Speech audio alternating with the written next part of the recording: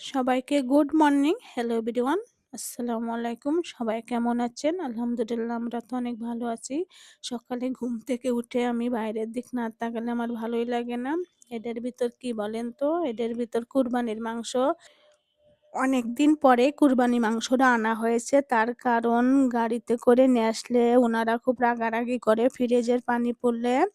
যেহেতু আমার ভাই ব্যবসা করে মাঝে, মাঝে ট্রাক আসে, ওই ট্রাকে করে ফাটিয়ে দিয়েছে। এইজন্যে অনেক দেরি হয়ে গিয়েছে। এই যে আপনাদের ভাইয়া সবকিছু বের করতেছে। যত সব ঝামেলার কাজ উনি আমাকে করে দেয়। খুব হেল্প করে সব কাজেই। তার জন্য আমি খুব লাকি। কুরবানি আমাদের বাড়িতে দিয়েছিলাম। তার কারণ আপনাদের ভাইয়ার বাড়ি অনেক দূর, খুলনা, কয়রা, সুন্দরবনের পাশে। ওইখানে অতটা যাওয়া হয় না, যেহেতু শাশুড়ি নাই, সবকিছু জানি এলোমেলো হয়ে গেছে। তার জন্য আমাদের বাড়িতে দিয়েছিলাম আমার ভাইয়ের সঙ্গে। খুবই কম করে মাংস আনছি, কারণ আমরা তো আগামী মাসে একবারে ঢাকা ছেড়ে বাড়িতে চলে যাব। ওইখানে আমরা একটা মিল কারখানা দিয়েছি, তার কারণে এখন মাংস তো আনছি, রান্না তো করাই লাগবে। আজকে হাতে মাখিয়ে মাংস রান্না করব। সবকিছু মশলা দিয়ে দিয়েছি। এখন দিয়ে দিব তেল, অনেকটাই তেল দিয়ে মাংসটা মাখামাখি করতে করতে কিছু কথা বলে আপনাদের শুনেন। আমি কিন্তু নতুন ইউটিউবার না, পুরাতন। কপাল দোষে আমি আবার নতুন হয়ে গিয়েছি। সামান্য ভুলের কারণে ইউটিউব থেকে আমার চ্যানেলটা ডিলিট করে দিয়েছে।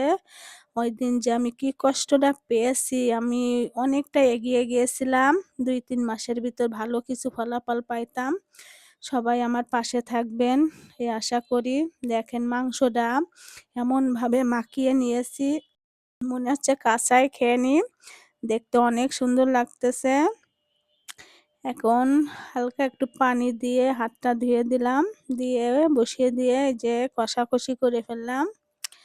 আমাদের মাংসের ভিতর আলু না দিলে ২ ছেলে খাইতেই চায় না। আলু দিয়ে আরো একটু কষিয়ে নিব। এখন মাংসের ভিতর ঝোল দিয়ে দিব। যাই হোক, সবকিছু পার করে আবার সামনের দিকে এগিয়ে যাওয়ার চেষ্টা করতেছি। আপনারা অবশ্যই আমার পাশে থাকবেন। আমি সবসময় গরুর মাংসের ভিতর গরম পানি দিই, তাহলে মাংসটা অনেক স্বাদ হয়। এই যে প্রয়োজন মতন পানি দিয়ে দিয়েছি।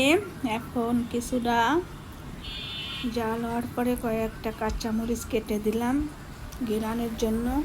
এখন দিয়ে দিব জিরার গুঁড়া, দিয়ে নাড়াচাড়া দিয়ে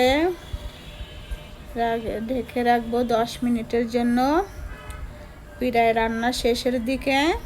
এখন আমরা দুপুরে খাওয়া দাওয়া করব। আপনারা সবাই চলে আসেন। সবাই ভালো থাকবেন। মাংসটা রান্না কেমন হয়েছে কমেন্টে জানাবেন। আল্লাহ হাফেজ।